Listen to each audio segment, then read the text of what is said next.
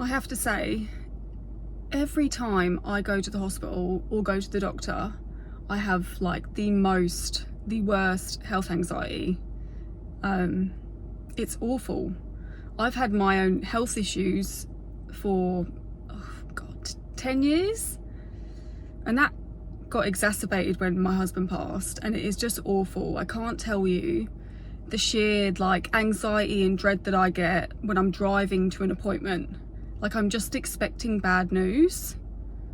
I'm expecting something to go wrong. It's just such a horrible feeling to have, and I don't know how to get rid of it. I don't think you can get rid of it, to be honest. It's just something that happens. But I don't know. I think having my own health stuff from 22, I had my large bowel removed. I had a colostomy bag for a year. And then I had the reversal surgery, and then I had to sort of learn how to live with that for such a long time. And I was 40 kilos after I had my surgery.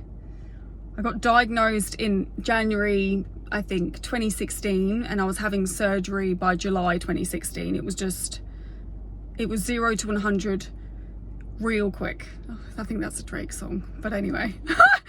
But it was just happened all so fast, and I was so young at the time. I didn't have any family here. You know, I was new to the country, just had my husband, and he did his best to support me, and so did his family. But it was just such an awful time for me, you know, physically, mentally, and it just gave me a lot of anxiety anyway. So I had that emotional support when I would go to my appointments. My husband would pick me up whenever I'd get my scopes done, and all those sorts of things. And then when he got diagnosed with cancer, it was, you know, radiation, it was chemotherapy, it was biopsies and nurses, doctors, wound care, everything. And that happened so quickly as well. He was diagnosed in December 2019, and then he passed in September 2020. And I think a culmination of the both of those things just leave me with so much dread now.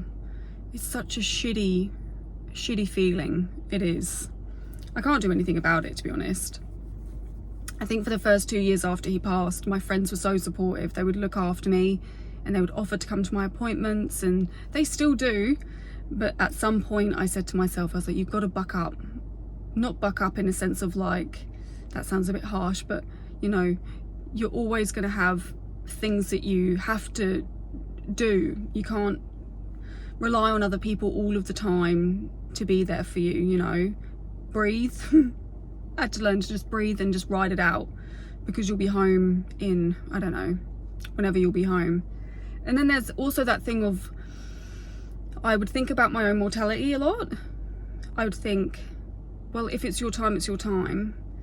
Like, I've had a lot of time to think about death and my own life and things like that. And I just thought, you know, if you're going to get bad news, it's going to happen. You can't do anything about it. And that's led me to try and live, you know, quite simply in a way. Like, I try every day to be grateful and have a fulfilled life. Like, I don't care about an excess in material things. While I like material things, I don't need that. I don't need that to fill a void. I care about laughing. I care about my friendships and my family, and living a life full of meaning to me, because I've had to go through such huge things in my life. So, you know, just knowing that one day my life could be taken from me in an instant leads me to be like, okay, well, live the most while you can. While it's here, just go for it. Don't be afraid, and all of those things, you know. So that sort of helped me. It sounds a bit like it wouldn't help someone, because it's a bit deep, a lot to think about, but it has. But I still can't shake those feelings. Like, even driving to the hospital just now, my hands are getting all clammy, and I've got a feeling of dread, and the smells are familiar, and I have to sit there, and I'm so grateful I have such good doctors. I'm gonna have to put this down. I do this every time. My arm is not strong enough. I have such good doctors that look after me, and they're so attentive and understanding, and I've been seeing them for such a long time. I really am grateful. And this is another thing that I am grateful for, is coming to Australia in this country. And I feel like it was just a blessing. If I was going to get sick anywhere, I feel blessed to have got sick here, because I've been looked after so well. The care and everything, the surgery went well. And even though I've gone through awful loss, and you know, it's a huge surgery to have and I still have to live with it today, I just feel, I don't know how I would have gone back in the UK with that. I can't predict anything. I don't know, it might have been fine, you know, but I just feel like there's no way about it that my life, I was supposed to come here. I was supposed to meet my husband and we were supposed to just be together. And unfortunately it wasn't for a long time. It was only for 6 years, but it was a good time. I'm very grateful we found each other. I really am. But life can sure throw you some curveballs. It really can. Nothing quite like that health anxiety and that worry that you get when you just don't know what your results are going to come back as, and every time you go in and you get a scope or biopsy. And yeah, it's important to have support around you for sure. Like, even if I am worrying, and because it makes me so emotional, it makes me feel like, it makes you feel helpless in a way, because you just don't know. But yeah, I'm home now and I'm very grateful.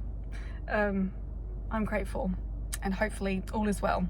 It has been for the past 10 years or 9 years, however long it's been. So every time they say something to me, I'm like, oh my God, I'm gonna be fine.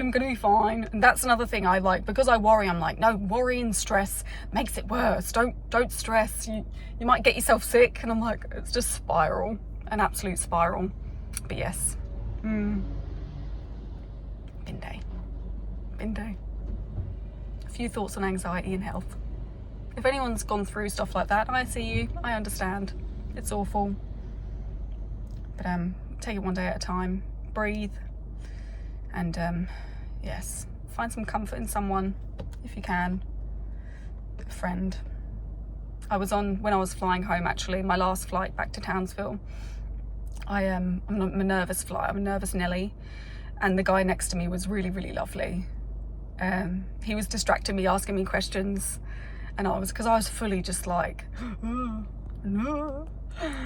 But he was so nice. And it's just that thing of, like, when you see someone's got a bit of anxiety, or just is a bit nervous or feeling a bit off, you can just, you know, ask them some questions and be friendly and smile. It's really, yeah, I don't know, just being there for someone in the little ways. Doesn't have to be massive, but in the little ways is really, really nice.